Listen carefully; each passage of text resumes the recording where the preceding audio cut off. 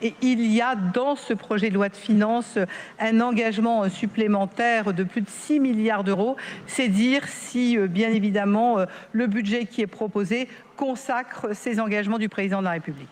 Le deuxième message qui est le mien, c'est évidemment de rappeler le soutien de la France à l'Ukraine. La France est maintenant engagée depuis 2022. Vous le savez, ce sera aujourd'hui l'occasion de travailler avec mes homologues sur ces sujets. J'aurai bien sûr l'occasion de rencontrer mon homologue ukrainien avec lequel nous évoquerons l'ensemble de ces sujets. Je voudrais évidemment dire que je me réjouis de rencontrer mon homologue allemand, que je verrai également pour la première fois aujourd'hui, et bien évidemment les Anglais autour de la coalition, qui est aussi un élément très important. Le troisième message, c'est évidemment celui de notre défense, puisque nous le savons, si dans le soutien à l'Ukraine, nous remarquons que la Russie, malgré les discussions éventuelles de pourparlers, continue au quotidien à bombarder notamment des éléments stratégiques majeurs. Je pense par exemple à tous les éléments de chauffage extrêmement importants, les sources énergétiques qui permettent au moment de l'hiver de se chauffer. Nous voyons qu'il y a une nécessité de se mobiliser. De la même manière, nous voyons que de plus en plus les espaces aériens des pays de l'Otan ne sont pas respectés. Est-ce que cela est intentionnel ou pas? Je ne le dirai pas ce matin, mais dans tous les cas, cela montre la nécessité d'adapter notre défense et ce sera l'un des éléments que nous aurons également à travailler aujourd'hui. Merci beaucoup à chacune et chacun d'entre vous. Très bonne journée. Madame la ministre.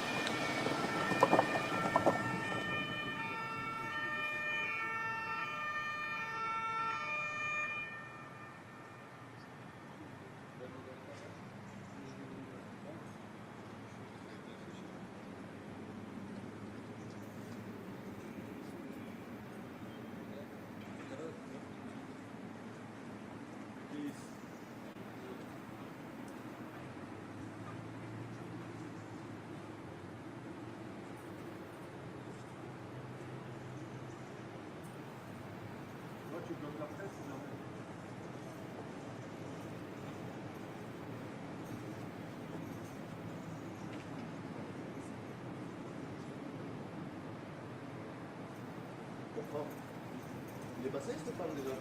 Stéphane il est parti à pied. Et vous? Ah.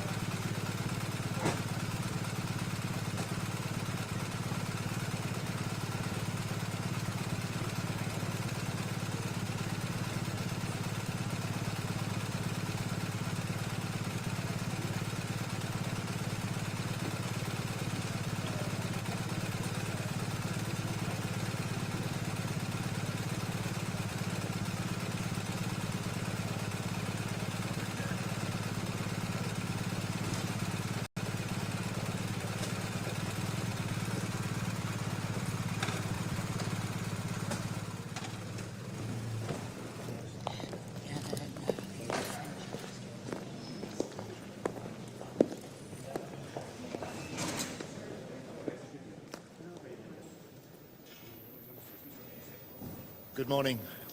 Good morning, all.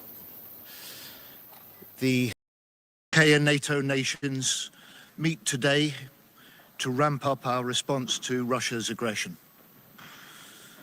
Putin's incursions into NATO territory are reckless, dangerous, and totally unacceptable. Deliberate or not, Putin is watching what we do. And Putin should be in no doubt. If NATO is threatened, we will act.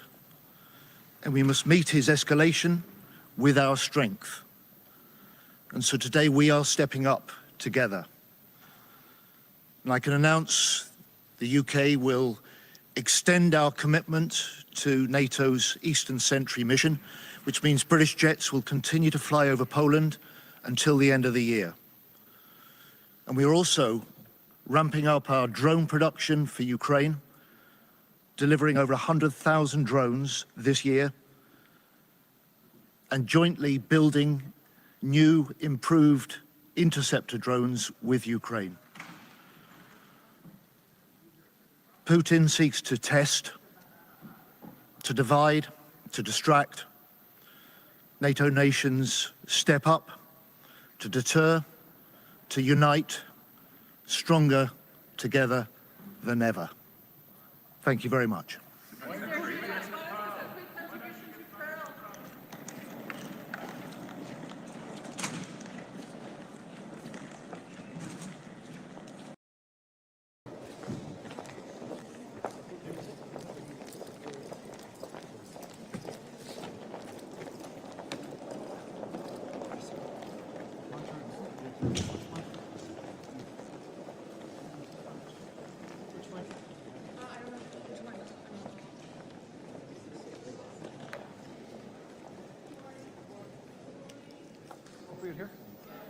Good morning, everyone.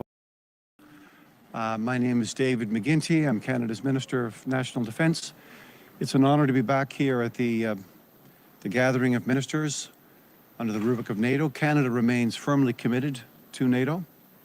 The Prime Minister made an announcement some time ago to indicate Canada's commitment to the 2% target, a target we will meet 5 full years ahead of schedule as we rebuild, rearm, and reinvest in Canada's Canadian Armed Forces. We're investing in our people, we're investing in our bases, we're investing in our equipment. But I want to also make it very clear, Canada is fully committed to the alliance. Canada is fully committed to Ukraine. And I'm looking forward to today's discussions. I think they will be productive at an important moment. It's a turning moment in that region, a turning moment for other parts of the world. Canada is no longer protected by its geography. Canada has a special responsibility, in particular with respect to the Arctic, something that we are addressing as we speak, making significant investments in our people and our infrastructure and our sovereignty there. So it's an important day today for us to gather again and take stock and address some of the important issues. Thank you very much for having me. Are there any questions? Ukraine. I'm looking forward to hearing what the United States has to say about further provision of equipment and sustainment of equipment in Ukraine. Canada was pleased to purchase one of the $500 million packages under the Pearl Initiative to provide the equipment that Ukraine obviously and desperately needs.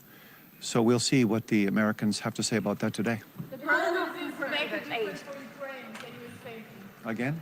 How will this Pearl Initiative make a difference for Ukraine? It's a coherent approach to equipment that's required and available immediately. A list which is devised by the Ukrainians in conjunction with the Americans. It's a list of material which is available now. It's an important moment. So we believe one of the first 3 or 4 countries to commit and to invest this way. We believe this will have an immediate impact. That equipment is already beginning to flow.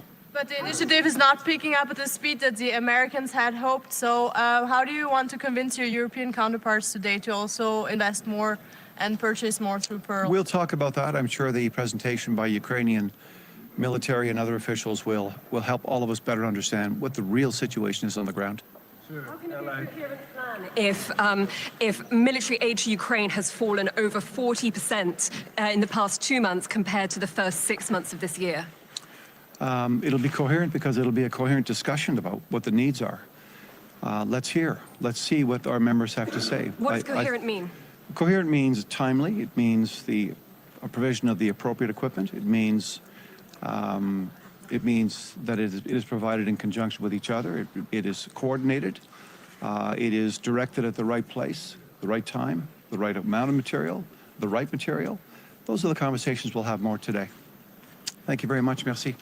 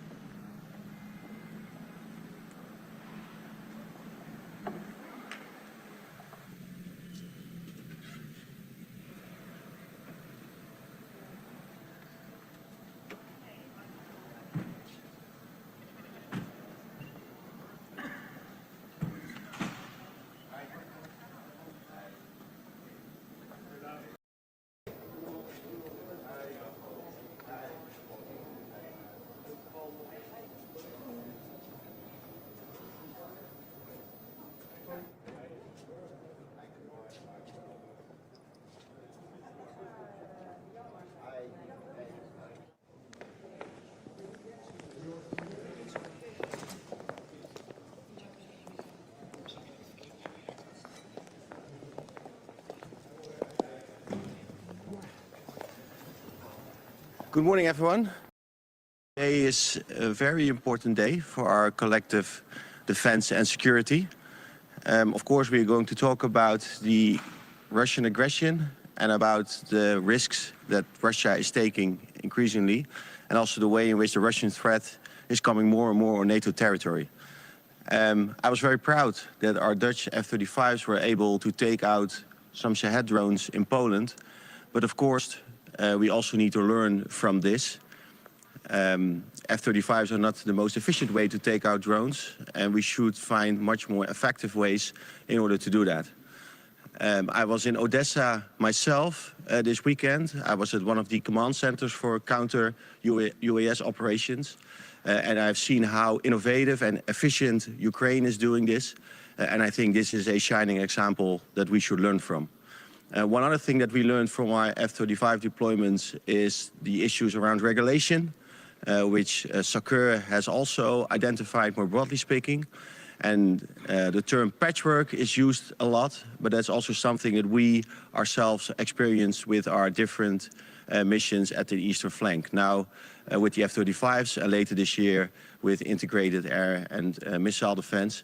So I think it is very important that we work on those regulations and make them more united. Second, our support to Ukraine, more important than ever. We see almost on a daily basis heavy air attacks on the energy infrastructure in Ukraine. Ukrainians told me last weekend that the upcoming winter is going to be the heaviest one so far. And I think we need to make sure that we keep a continuous flow of support to Ukraine. The Netherlands is doing more than ever. A few days ago, I announced 200 million in counter-UAS support. Today, I announced another 90 million support package for drones, both ISR drones and attack drones, because we do see that Ukraine, the industry of Ukraine, still has the capacity to produce more, and that's why we invest another 90 million in order to do that. I think what's as important is that we change the underlying dynamic, because Putin now feels that he gains with every day of continuing the Russian aggression in Ukraine, and we need to make sure that the costs for Putin go up. That means a stable flow and also a long-term commitment to Ukraine when it comes to military support, both bilateral but also by using other means, just like the frozen assets. We should keep supporting Ukraine with deep strike capacities, so the costs for Russia go up. But also we need to make sure that by more sanctions, more economic pressure on Russia, that Putin feels that he can not continue this way, and that we, in the end, together with Ukraine, will prevail. And we need to change this underlying dynamic, and I think we should also discuss this today. Minister, Netherlands are doing quite a lot in speeding up their defense spending at the moment, but for example, France, Italy and Spain, they're really lagging behind. How do you want to convince your counterparts today to speed it up? I keep encouraging everyone to step up, also countries that are doing less at this point. And what I always say is the longer we wait, and if we don't act, then the cost will only increase more. So if we don't support Ukraine now, then I know that the number of Ukrainian refugees going to Europe will go up, and then the cost for everyone will go up. If Russia is able to push through, then the threat of Russia towards the rest of Europe will only grow. And then we need to invest more in our defense and deterrence. So I think the best investment in our security, and also the most efficient investment in our security, is to support Ukraine now and not wait until the situation gets worse. On the Pearl Initiative, I cannot answer three at the same time. on the Pearl Initiative, how is this going to help strengthen our own defense if we invest in other equipment from outside of Europe? Because it allows Ukraine to defend themselves. We, as the Netherlands, were the first country to fund an entire package, an entire Pearl package. And the reason was the only way to get, for example, Patriot missiles to Ukraine quickly is by the American stocks. And the only way to make that available is through the Pearl Initiative. It's the same is true for other types of air defense as well. And if we want to make sure that Ukraine is able to get through this winter, and that also the electricity infrastructure remains intact, then we need to invest in these Pearl packages. And that's why we as the Netherlands were the first to do that, also to encourage others to follow us. It's positive that some countries have done that, but I think more countries should also follow. Minister, some countries are not doing... How do you explain the lack of progress in the Pearl program? Are allies reluctant to buy American, for instance, or do you see any other explanations? I think for every country has its particular reasons for not doing that. I think when you look at what we do as the Netherlands, so we have different priorities based on what Ukraine needs. I mentioned the 200 million package and today the additional 90 million package that we spent on drones. One of the reasons why we do that is that Ukraine needs those drones very urgently, and they tell us that they still have the industrial capacity to scale up. So that's also a very, I think, valuable investment. The same is true with our F-16 support. I was at one of the air bases a few days ago in Ukraine, and they also tell me to keep the F-16s up in the air, they also need to have continuous flow of support. So also for the Netherlands, we do a lot. We are one of the countries that's doing the most. But given all the priorities that we have based on the needs of Ukraine, for us it's also more difficult. It's also difficult to spend more money on top of the 500 million we already did. So countries have different reasons for it. But I encourage everyone also to participate and at least do something. But Ukraine needs those missiles, for example, those air defense missiles right now. What about Should Trump give international caveats Zaken wants to get rid of? Do the Netherlands have to make concessions on that front too? And which allies especially have to make an effort? I think what you do see now is that regulations are different, or slightly different, and that makes it complicated when things get tough. When the F-35s are up in the air, you need to make sure that for everyone it's very clear what the regulations are, the rule of engagement, and also how then to get to an agreement with the authorities. Actually, that should have been done before the F-35s are up in the air. And we support the efforts by SOCUR by making sure that those regulations are harmonized and that we have one set of rules for this. And one more thing, there was another drone incident with an exercise with Dutch military taking part. Will you bring it up with your Polish colleague today? And could you provide any more details? I will bring it up in general, of course. I will discuss this with my Polish colleague. Also, the other drone incidents that happened, I will discuss with my colleagues. But at this point, I don't have any additional information to share. Should Trump give Tomahawks to Ukraine?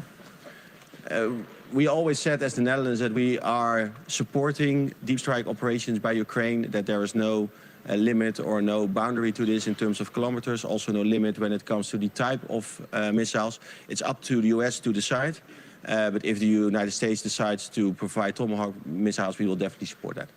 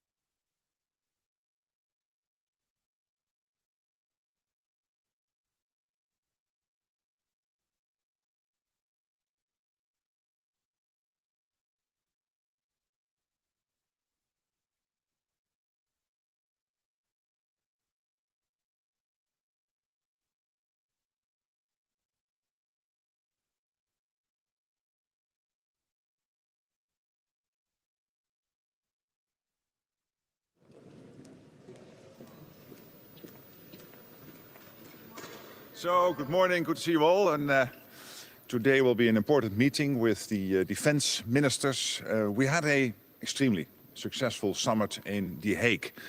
We agreed, as you know, to ramp up defense spending to 5%, including 3.5 on core defense and 1.5 on all the important defense-related issues.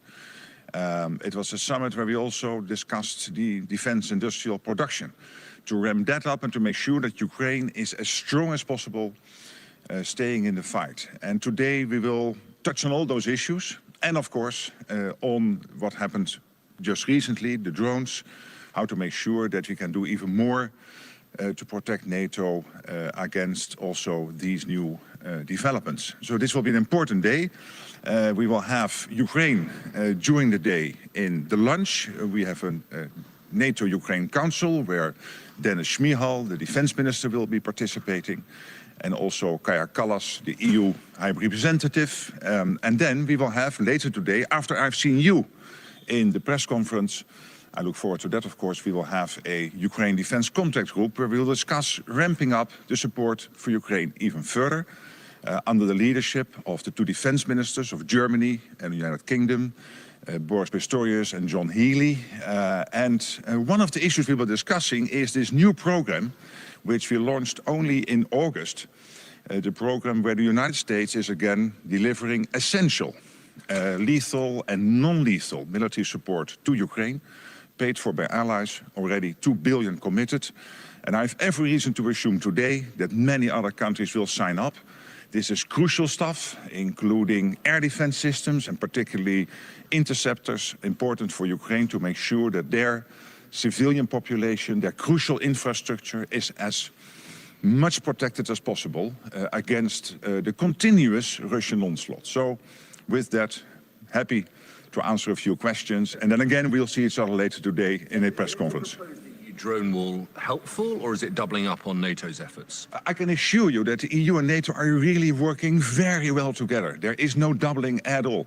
Ursula von der Leyen, the President of the European Commission, myself, the relevant commissioners, including Kubilius and of course Kaja Kallas and the others, we are all making sure that we make use of the strengths of the two organizations. And NATO is good at the hard stuff, which is the standard setting, the capabilities, the military side. And the EU has the enormous soft power of the internal market, the enormous soft power of making sure the money is there, making sure that the nations in the EU are aligned. And this combination is crucial to work together.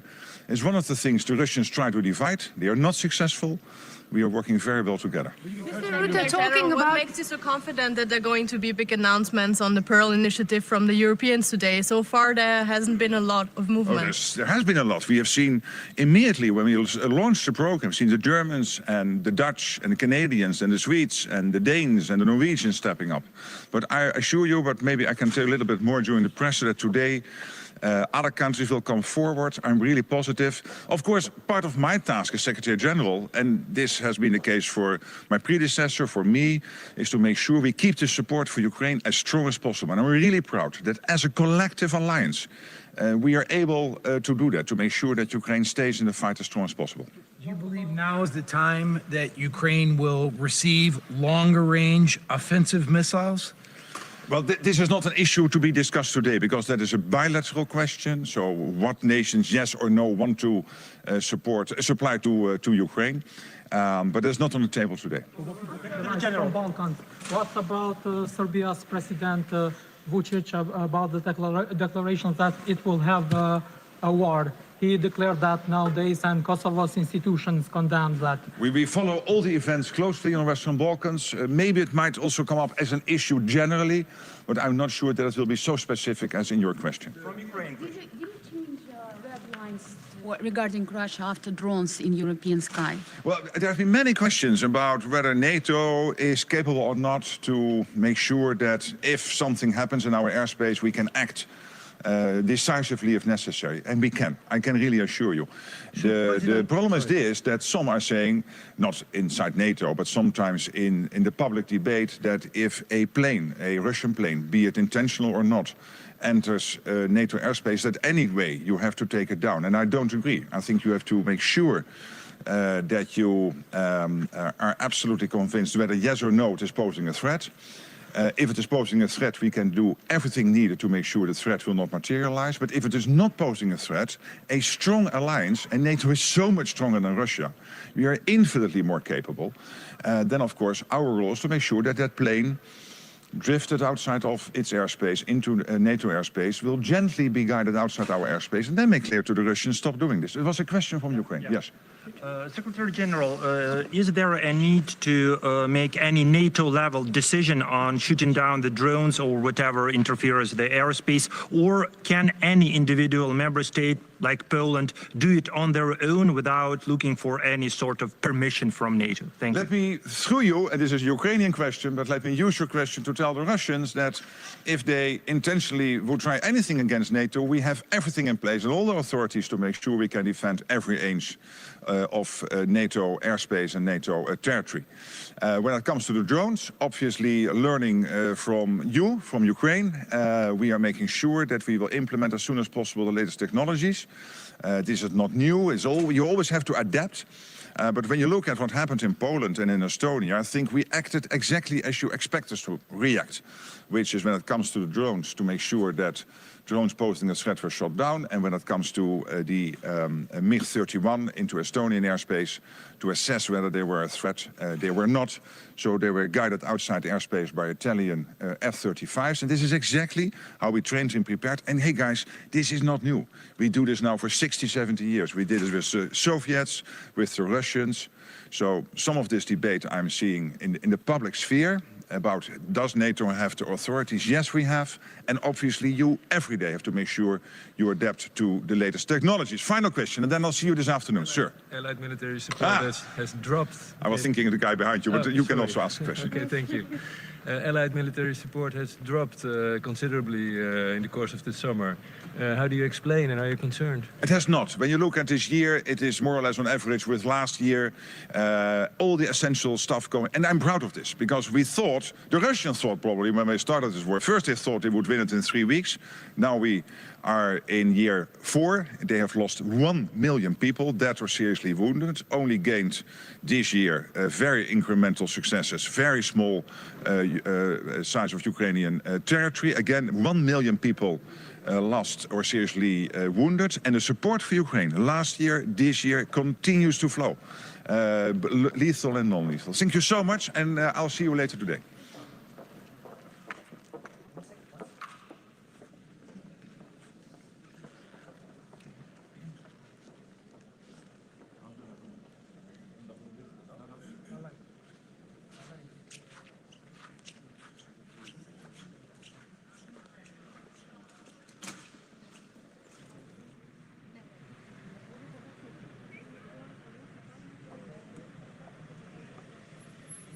From Romania, I'm here today together with the other colleagues, the other allies, to discuss about how we can move better, faster, especially on the eastern flank.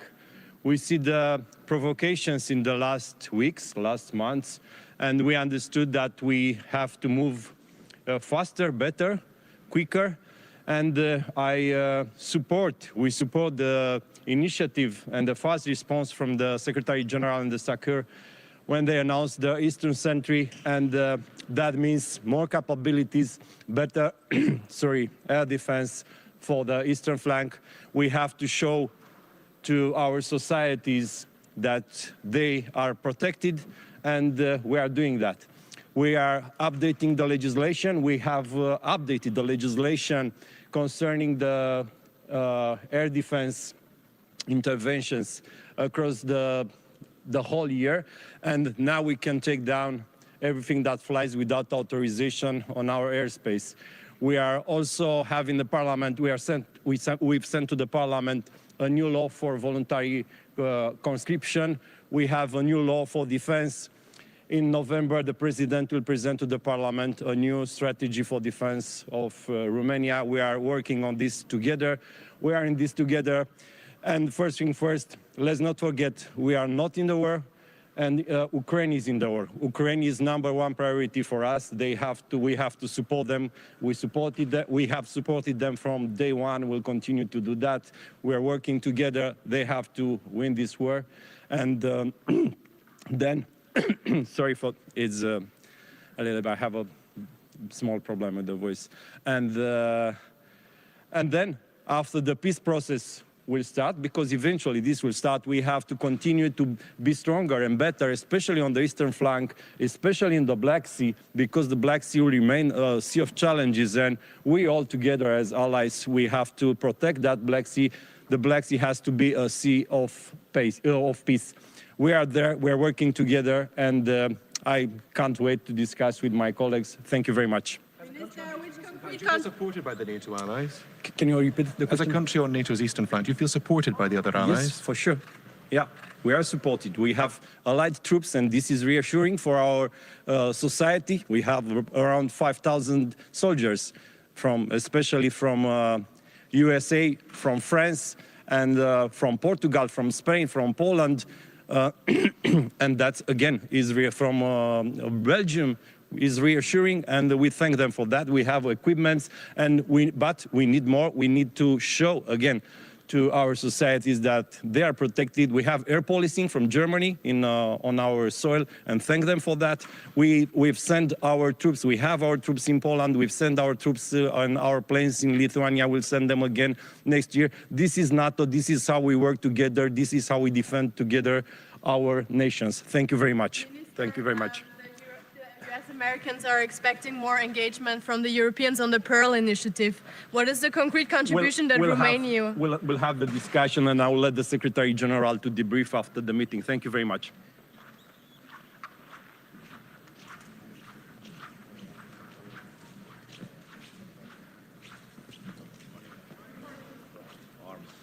Arms rested.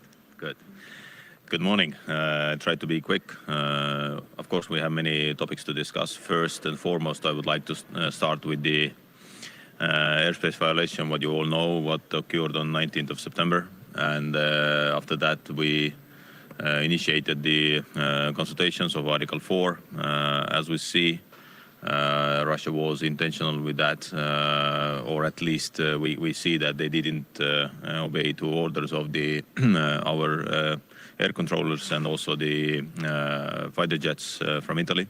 So regarding that incident, I would like to thank actually our Italian counterparts. They did a very good job, and we saw that we can react if necessary. But if someone is in NATO's airspace for 12 minutes, that shows that this is a really long time, and we needed to react. So of course that shows also the importance of the air patrolling mission, what we have in the Baltic states. And of course we need to see now how we can move on with the Eastern Sentry, what we can do additionally, what are the protocols, what are the procedures. So this is very important for us. Secondly, regarding Ukraine, unfortunately we see some decrease of the military assistance. So this is why we decided additionally to that what we have already done, that we are sending also this week a lot of drones worth of tens of millions. We decided to join the Baltic Nordic pool package. So we know that 4 packages have been agreed already. So the next package will be Nordic Baltic, and we are very close to have the package fully committed. So this is a good news. Our contribution will be $12 million US. And of course, we have to see what we can do additionally for Ukraine. And Ukrainian Minister of Defense has a birthday today also. I believe that we should give some good birthday presents also to Ukrainian Minister of Defense. So when you have questions, I have many colleagues waiting. Yes. With Ukrainians with drone interceptors? With drone interceptors, I was a couple of weeks ago in Ukraine, and I visited also some factories, and we have a very good cooperation regarding our own capabilities. Some companies are producing already today drone interceptors. We have a long test day next week when we will see how effective they are, because even today, as Ukraine has been in this fight for more than 3 years, They still cannot see and catch around 20-25% of the drones. So, of course, the industry has to help us here how to intercept those drones. And we know also that the Garand 3 type of drones, which are using also the jet engines, are on the battlefield already today. So the industry has to work here very intensively, because I believe that all of the countries have the financing for that. The Americans are expecting more contributions from the Europeans on the Pearl Initiative.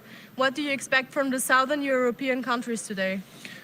I expect all of the European countries will announce some good news, because, as I said, 4 packages, each worth of around $500 million, have been agreed. Nordic Baltic Initiative, Nordic Baltic package will be hopefully done very soon, maybe even today. Let's see. But the reality is that the share of the U.S. contributions to Ukraine has decreased significantly this year. So it's not only for us, it's all for all the allies to help Ukraine to win this war. How do you assess the overall security of the eastern flank? Secretary General was just here and said very confidently that 1 aircraft could be escorted out and that would be enough. How do you see this? Well, we believe in NATO, and we believe that the Baltic Air Patrolling mission has proven itself very well. So, of course, for us, it is important to keep the air patrolling missions, to strengthen also the Eastern Centre initiative, and to see what we can do additionally. But it's not only the aircrafts; it's also the drones and many other, let's say, hybrid warfare tools what Russia is using. So this is why we have to be very vigilant and very careful here. So last question, please. Comment on the closure of the road to the Satsé boots and explain what was seen there. It's not a news that Russia is using its own territory for different activities. So yes, this time they came very close to Estonian border. They stepped out from the woods to the road. And yes, the reality is that there is a short part of Estonian territory which is, let's say, with the boot entered from Russian side. So we had to do that, and at the moment we are building the new road to exclude that kind of incidents. But the reality is that Russia is using its territory. They are provoking also with the show off that they are coming to the border. So we need to be pragmatic, but on the same time be very clear here that we will not allow any intrusions to our territory. So when they are on their side, it's their right. Who were those Russians just across the border? Well, you have to ask from the Russians. Will they ever answer to that to you or someone else? No, they don't. So they said to us that well, we didn't have anything extraordinary there. We just did what we always do. But we know that it was nothing like that. So communicating with Russia means that you can never expect that they will tell the truth. They will just tell what they want to say. It was the same also with MiGs. So they said that they were not in our airspace. So they were. So that's the reality. Good morning.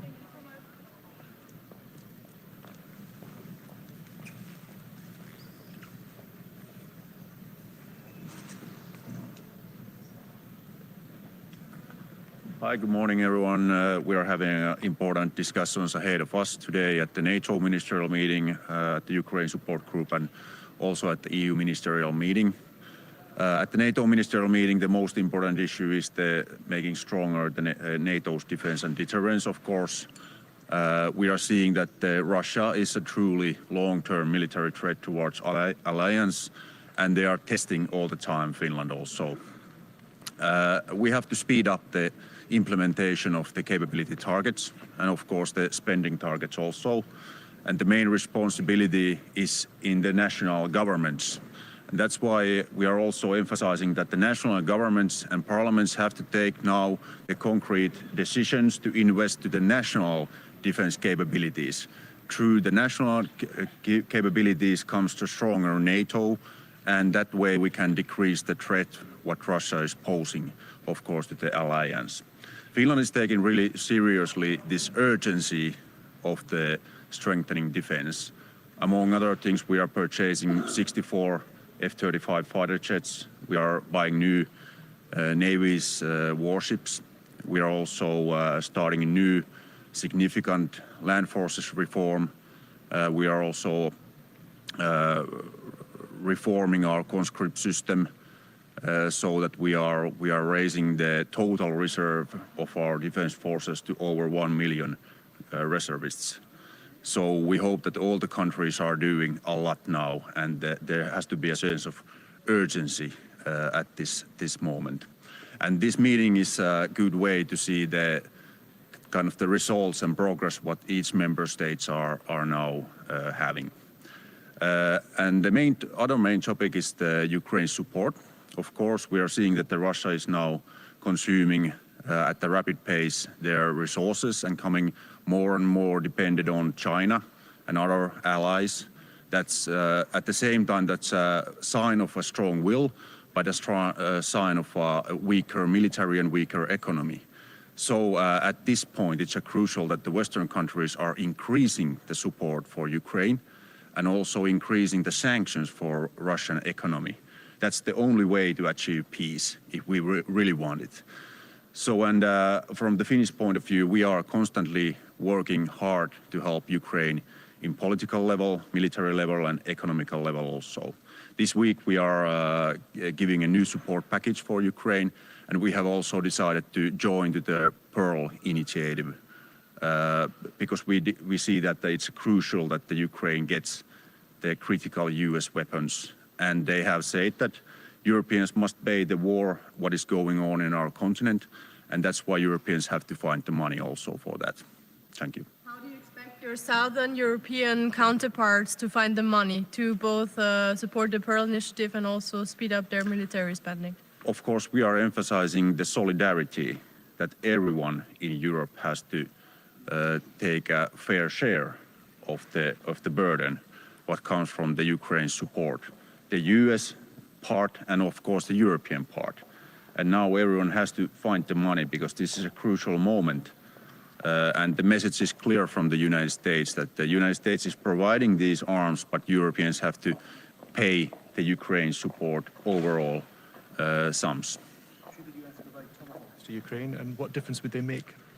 Well, that decision comes from the White House, but how we see it, that the long-range weapons are critical for Ukraine, and they will have a clear impact to the warfare if they will have them. Some critics say there is too many national rules on the eastern flank, and that, for example, one aircraft or one drone cannot be shot because of the rules. Do you think NATO should have more powers to act fast? Well, Finland has at this point quite a good readiness and preparedness in our national air defense and air surveillance system, and we have enough authorities also to operate in all circumstances, also use force if it's necessary. Now we are integrating our systems to NATO, and we see that there's a little bit work ahead of us in legislation and bureaucracy, but that work is in a right track going on in Sakhar's table. Russian presence near Finland borders, military presence? Yes, we are seeing in different facilities what they are now building up. So we are taking this with cool head because it's an old plan, but now we know that Russia is really doing their military build-up for the second phase of their potential aggression. And what I mean this is that they are real threats for NATO after the Ukrainian war. So they are really doing the military modernization and new build-up. And the signs have been seen also nearby our borders. Is Finland going to do a practice evacuation as some of the Baltic states have announced that they will do? Could you repeat?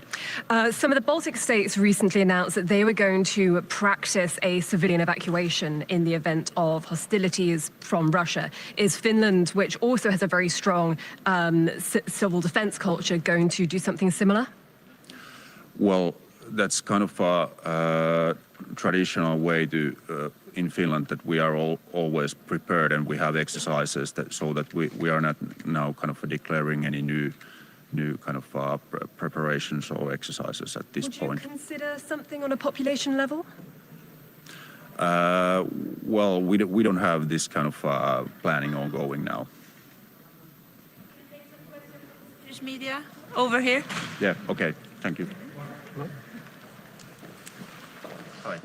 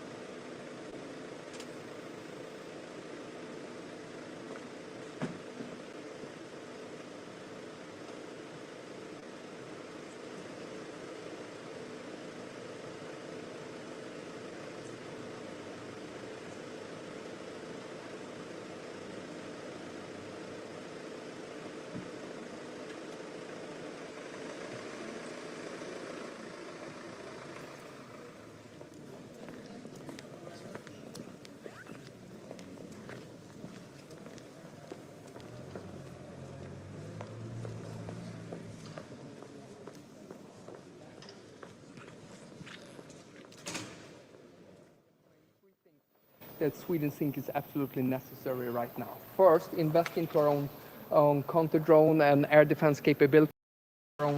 Counter-drone and air defense capabilities. Sweden made an announcement just last week that we're investing 350 million euros in increased counter-drone capabilities. We were able to support our Danish friends during the meeting in Copenhagen, investing into capabilities. Number two is to make sure that NATO has a strong ability to deter and defend. We strongly welcome Eastern Century. Sweden stands ready to contribute to Eastern Century as well. The third point, also strengthening SACEUR's mandate to move around assets and capability within allied territory. This is very important. Also assuring that we have the right rules of engagement for SACEUR, also to be operating and controlling aircrafts on allied territory. So there's a few things that we're going to be mentioning today, and of course Sweden is very committed to Ukraine support. We welcome the Pearl Initiative, and we stand ready also to contribute, make new contributions to Pearl. I'll be glad to take any questions you might have. Are the rules of engagement clear to you, Minister? Sorry? Are the rules of engagement clear to you, Minister? And should NATO's regulations between the allies be harmonised? Swedish rules of engagement is crystal clear since 1983. We have if someone makes an incursion into the Swedish airspace, we will defend Swedish territory. And it's a mandate of the pilot or the commander of the surface vessels who makes the call. And that's good, and we would like that model also to be inspire others to do that. Having strong and clear rules of engagement, I think there's room for improvement within the alliance, and I know also SACEUR is working very closely on that one. Can you be more specific on Sweden's contribution on Pearl today, and also what do you expect from your Spanish and Italian counterparts in terms of engagement in Pearl? Two things. Sweden stands ready to do more. We did, of course, the second package together with Norway and Denmark. Then Sweden contributed 250 million euros on that. And then we stand ready also to do further packages. I know there's an ongoing dialogue right now among others, among the Nordic-Baltic countries. The other one is burden sharing, and this is critical now because we've been seeing the wrong trajectory when it comes to support to Ukraine that is been going down. We want to see more stepping up to enhance and increase the financial support and military donations to Ukraine. Will Sweden send Gripen to Ukraine? We don't exclude that possibility, but of course, as you might know, we were advised by the Air Force Coalition to wait with such measures and then instead focusing on our airborne early sensors. And that's something that we are providing to the Ukrainians, which will provide a capability for the Ukrainians to do command and control of the F-16, but I don't exclude the possibilities for Gripen in the future. We are in a dialogue with the Ukrainian part because I know that they have, of course, have a strong interest into the Gripen system. So you were told to wait in order to send those sensors first? Exactly, and I think there would be a challenge if you do 3 fighter aircraft systems at the same time. Of course, with F-16 and with the Mirage. Now, of course, we're seeing progress being done there, and it's do strengthen Ukraine's air defense systems. And I know there's an interest on the Ukrainian side on Gripen Echo, for example, the new version, and we would welcome, of course, that as well. And we are in a dialogue with the Ukrainian side on that one. Last question, if anyone. No? Then I go to the Swedish one. All right, thank you.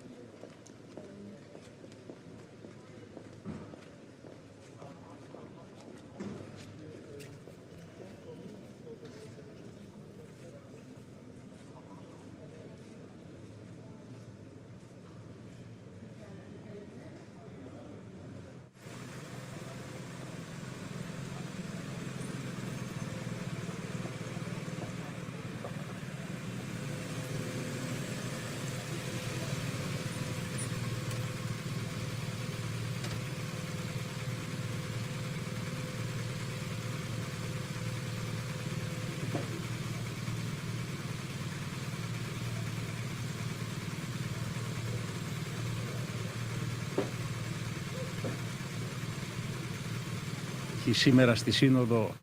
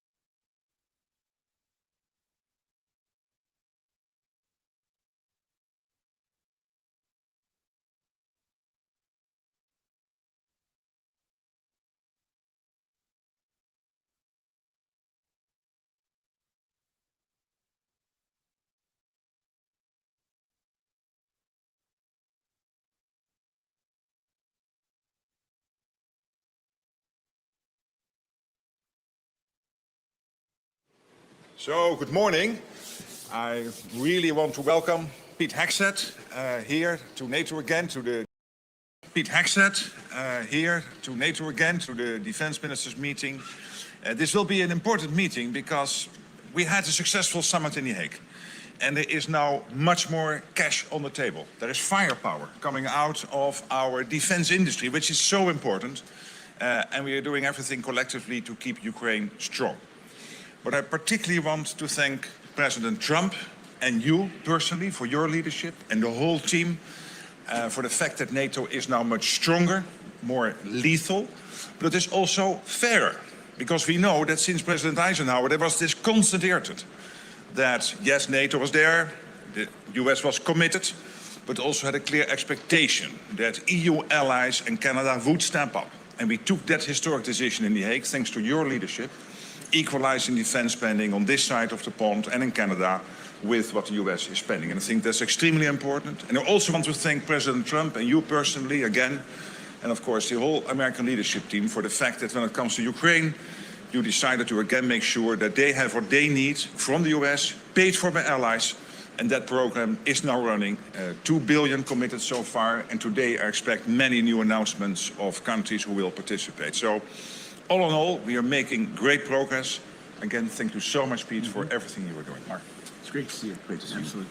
Great to be here. And Mark mentioned it, firepower. That's what is coming, we expect it is coming from NATO. And it was a historic summit just a couple of months ago, brought about by the leadership of President Trump to say we need our allies to step up. And they did, and they have in those commitments. Now those commitments will soon translate into capabilities, which is the most important aspect of it. And one part of that, of course, is Pearl, is the initiative where European countries buy U.S. weapons, transfer to NATO for the fight in Ukraine to bring peace to that conflict. And if there's anything we've learned under President Trump, is the active application of peace through strength. Yes. You get peace when you are strong, not when you use strong words or wag your finger. You get it when you have strong and real capabilities that adversaries respect. And I believe that's what NATO is doing. I believe that's what the Pearl Initiative is. So our expectation today is that more countries donate even more, that they purchase even more to provide for Ukraine to bring that conflict to a peaceful conclusion. I would also note a historic moment as well for a lot of things to happen, given what the president's been able to do in Gaza and throughout the Middle East. I think the world is seeing that we have a peace president who seeks that peace through standing by those that stand with the United States and stand for peace, which is what we saw there, and I hope we can see in Ukraine. So that's the focus of our efforts. We're going to be strong to bring that about, and thanks for having us. Great. Thank you so much. Thank you so much. See you later today at the Pressers.